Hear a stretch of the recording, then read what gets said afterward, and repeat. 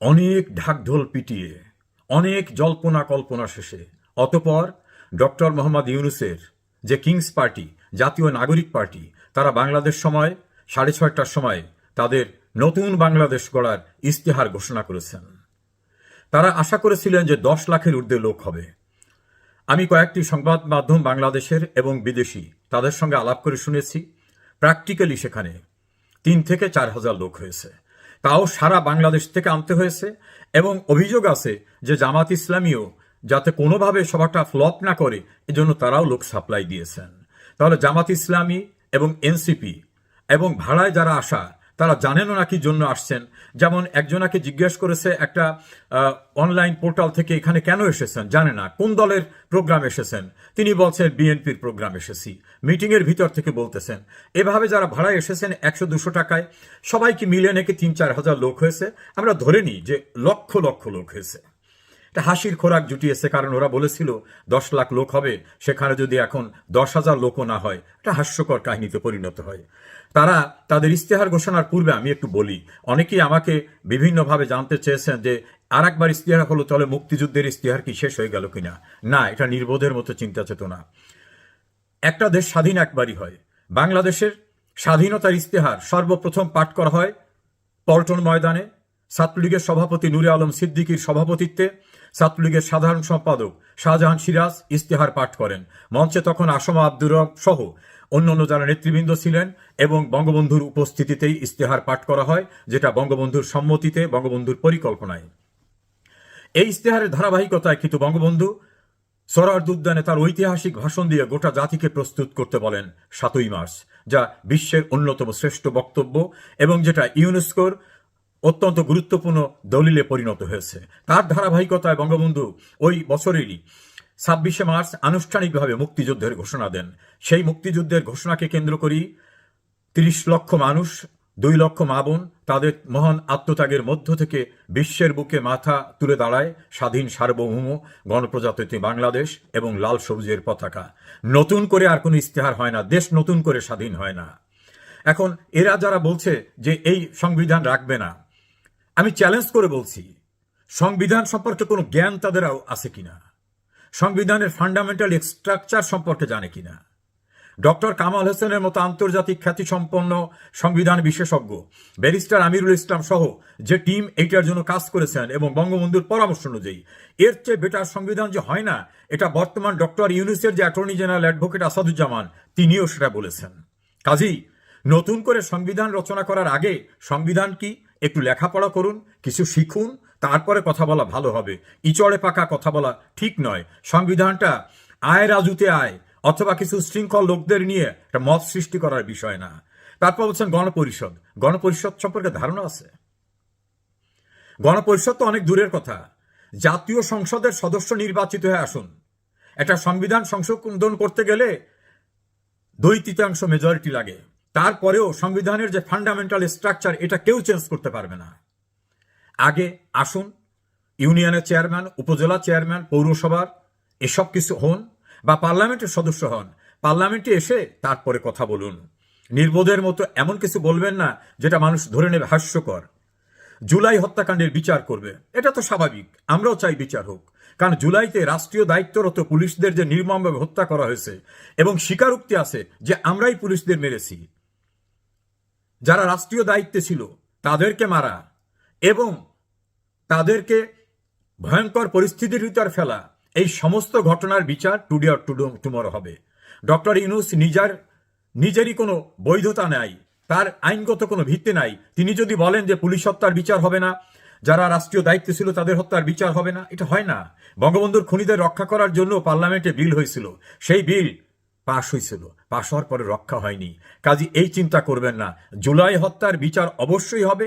যারা মারা গেছে, কারা কি কারণে মারা গেছে, সবটারই বিচার হবে। নির্বাচন কমিশন আইন সংস্কার করবেন। হ্যাঁ, সেখানে তো ওই যে একজন পণ্ডিত আছেন আমাদের বদিউল আলম মজুমদার, তাকে দিয়ে আপনারাই তো কমিশন করেছেন, এটা করেন না কেন? আরে ভাইরে, আইন করতে গেলে পার্লামেন্ট লাগে, আগে পার্লামেন্টে যেতে হবে। এই অনির্বাচিত ক্ষমতা দখল করা ব্যক্তিরা এই কমিশন যাই করতেছেন, এই কমিশন করার এখতিয়ারই তাদের নাই। তারপর আমি ধরে নিলাম যে তারা কি অশ্বডিম্ব তারা পারে, আমরা সেটা দেখার অপেক্ষায় আছি। সেবামূলক সরকারি প্রতিষ্ঠান করা হবে, দুর্নীতি দূর করা হবে। আপনারা বোধহয় জানেন না গভর্নমেন্ট স্ট্রাকচার, সরকারি প্রতিটি অফিসই সেবামূলক প্রতিষ্ঠান। আপনারা জানেন না, যিনি পানি সাপ্লাই দেন, যিনি গ্যাস সাপ্লাই দেন, যিনি ট্যাক্স সাপ্লাই দেন, যিনি রাস্তা পরিষ্কার করেন, সমস্তটা কিন্তু রাষ্ট্রীয় প্রতিষ্ঠান, হচ্ছে মানুষের সেবার জন্য প্রতিষ্ঠান। কাজে নতুন করে আলাদা কোনো প্রতিষ্ঠান করার কিছু নাই। আর দুর্নীতি দূর করবেন বলছেন, এটার সঙ্গে আমি একমত।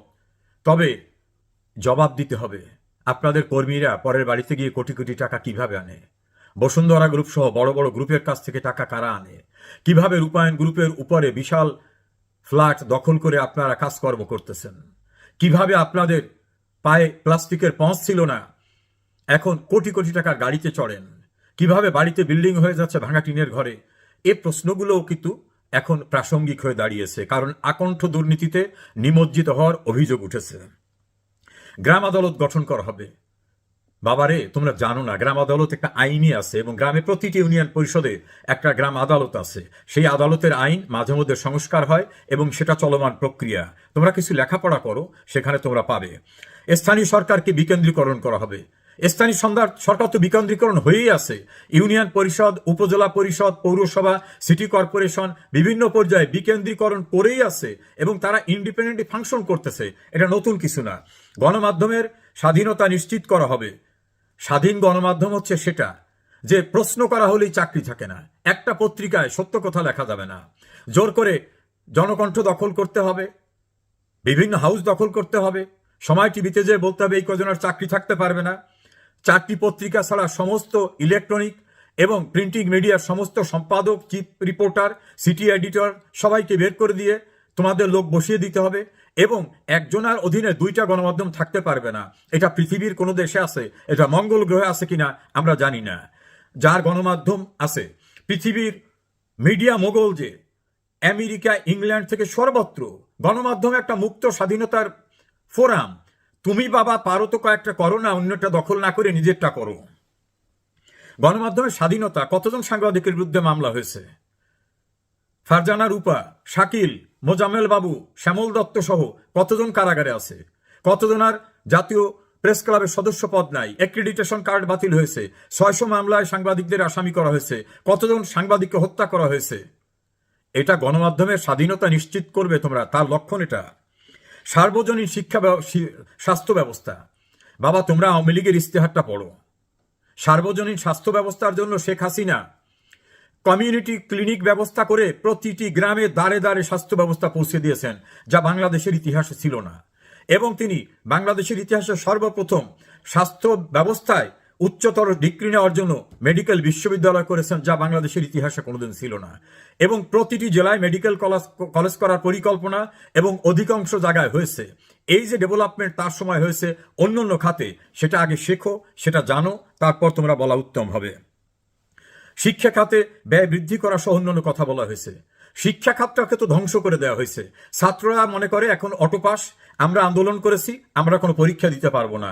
বিশ্ববিদ্যালয়ের ভাইস চ্যান্সেলরদের অপমান করে বের করে দেওয়া, শিক্ষকদের অপমান করে বের করে দেওয়া, স্কুল কলেজের শিক্ষকদের অন্যদেরকে বের করে দিয়ে মবের রাজত্ব কায়েম করে, এমনকি বার কাউন্সিলে টেকনিক্যাল এডুকেশন, সেখানেও পরীক্ষা ছাড়া পাশ করার মতো সিস্টেম চালু করা গেছে। কাজে শিক্ষা ব্যবস্থা চূড়ান্তভাবে তোমরা ধ্বংস করছো। যারা এখন ক্ষমতায় আসো তাদেরও নাকি অনেকের মাস্টার্স কমপ্লিট হয় নাই।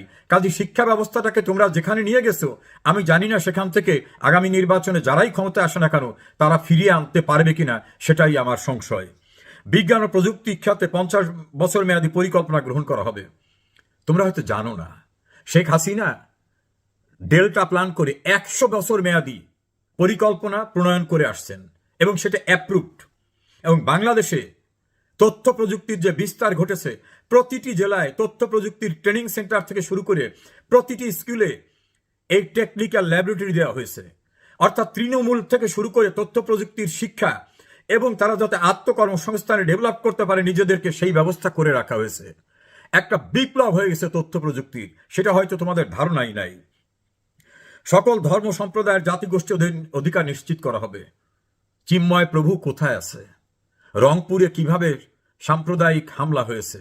সারা বাংলাদেশে ধর্মীয় সংখ্যালঘুরা কি অবস্থায় আছে? কিভাবে জঙ্গিদের জেলখানা থেকে ছেড়ে দেওয়া হয়েছে? এবং তারা দাম্ভিকতার সঙ্গে বলছে ব্লগারদের একটাকেও বাংলাদেশে থাকতে দেব না, মুক্ত চিন্তার মানুষ থাকতে পারবে না। তাহলে তোমরা কি দেশটাকে আফগানিস্তানে পরিণত করতে চাও? তাহলে তোমরা জঙ্গিতন্ত্রকে কায়েম করতে চাও? মানুষের সঙ্গে ভণ্ডামি করে লাভ নেই। নারীর নিরাপত্তা অধিকার নিশ্চিত করা হবে ইত্যাদি ইত্যাদি। 100 আসনে সরাসরি নারীর নিরাপত্তা এমন পর্যায়ে পৌঁছেছে যে তোমাদের নেত্রীরা নীলা ইসরাফিল, উমামা ফাতেমা, তোমাদের বাঁধন এবং তোমাদের আজকে চট্টগ্রাম আর এক নেত্রী, তারা তো বলতেছে যে তোমাদের যে নেতারা তাদের কাছেই তাদের সম্ভ্রম নিরাপদ না। একে একে সব নারী চলে যাচ্ছে। চট্টগ্রামে তোমাদের নেত্রী আজকে বড় ধরনের ভিডিও করে বলছেন যে তোমাদের হাতেই এখন তাদের সম্ভ্রম নিরাপদ না। কি কি কাজ তোমরা করছো, তোমাদের লোকেরা করছে, তোমরা দেবে নারীর নিরাপত্তা, নাকি তোমাদের জঙ্গিতন্ত্র কায়েম করতে হবে? রাস্তায় নারী কি পোশাক পরবে, বাংলাদেশ ব্যাংকে কি পোশাক পরে আসবে, সেটা তোমরা নির্ধারণ করবে। নারীর নিরাপত্তার কথা না বলাই উত্তম। নারীকে শেখ হাসিনা ক্ষমতায়ন করে নারীকে এমন জায়গায় নিয়েছিলেন, সেনাবাহিনীর মেজর জেনারেল, পুলিশের এডিশনাল ইন্সপেক্টর জেনারেল, সচিবালয়ের সচিব থেকে শুরু করে আর্মিতে বিভিন্ন জায়গায় নারীর যে ক্ষমতায়ন হয়েছিল সেটা এখন ধ্বংসের পথে।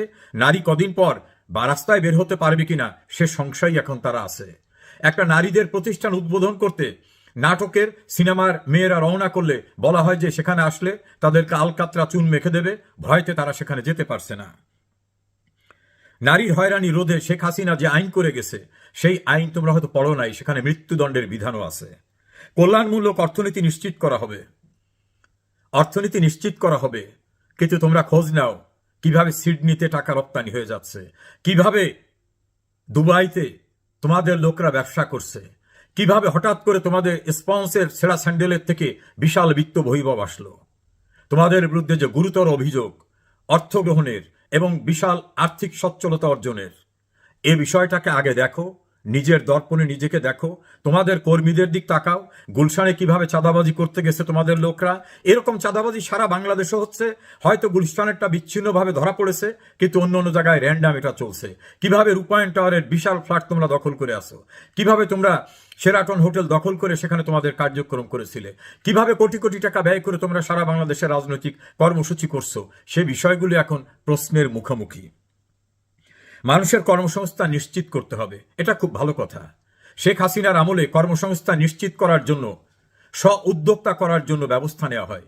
আজকে তোমাদের আমলে 28 লক্ষ মানুষ বেকার হয়েছেন, বিশ্ব ব্যাংকের রিপোর্ট, এবং সেই রিপোর্টটা উপস্থাপন করেছেন তোমাদের অত্যন্ত প্রিয় ডক্টর দেবপ্রিয় ভট্টাচার্য। সেখানে 17 লক্ষ নারী কর্মহীন হয়ে পড়েছে, এবং হামিম গ্রুপের প্রধানের বক্তব্য অনুযায়ী যদি এই পরিস্থিতি মোকাবেলা করতে না পারা যায় তাহলে বাংলাদেশে 150টি শিল্প প্রতিষ্ঠান বন্ধ হয়ে যাবে, তাতে বেকারত্বের সংখ্যা দাঁড়াবে 1 কোটি।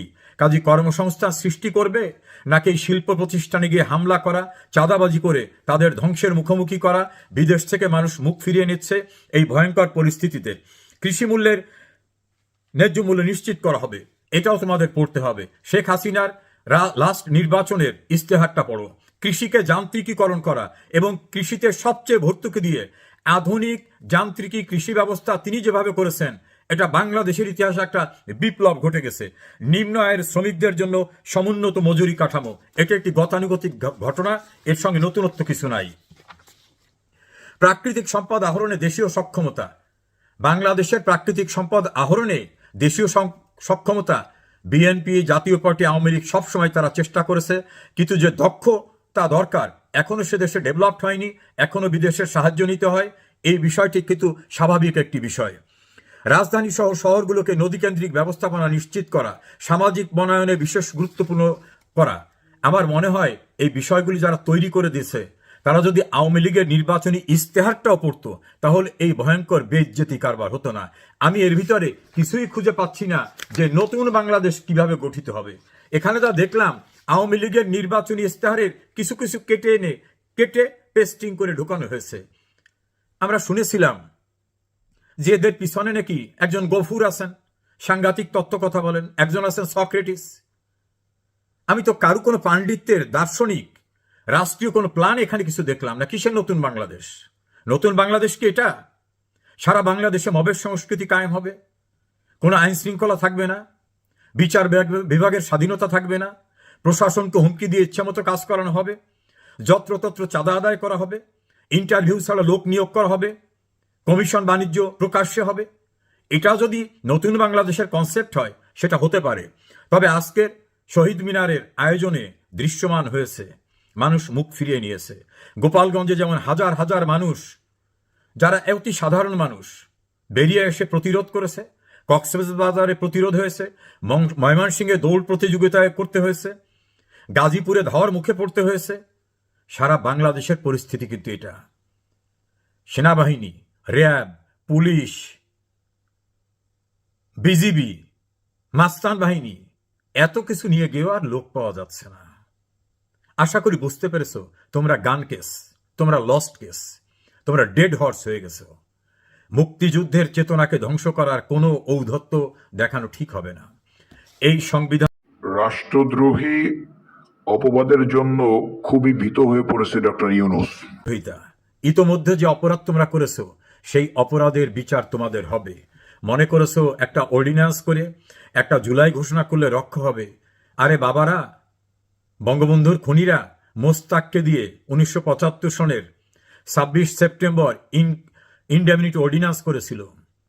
জিয়া রহমানকে দিয়ে 1979 সালের 9 এপ্রিল পার্লামেন্টে সেটা পাশ করেছিল। সর্বোচ্চ আদালত বলে দিয়েছে এটা অবৈধ, সবাই মিলে পাশ করলে হবে না। তোমাদের বিদেশ থেকে আগত ডক্টর রিয়াজ নিজে স্বীকার করেছেন যে আমরা সংবিধান ভঙ্গ করতেছি। তোমরাও যেটা করছো সংবিধান ভঙ্গ, তোমাদের ওস্তাদ ইউনূস যেটা করছেন সেটাও সংবিধান ভঙ্গ।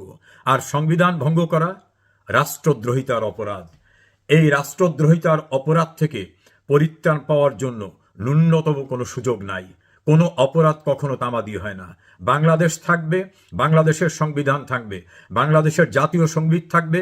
নতুন বাংলাদেশ নামে কিছু নাই।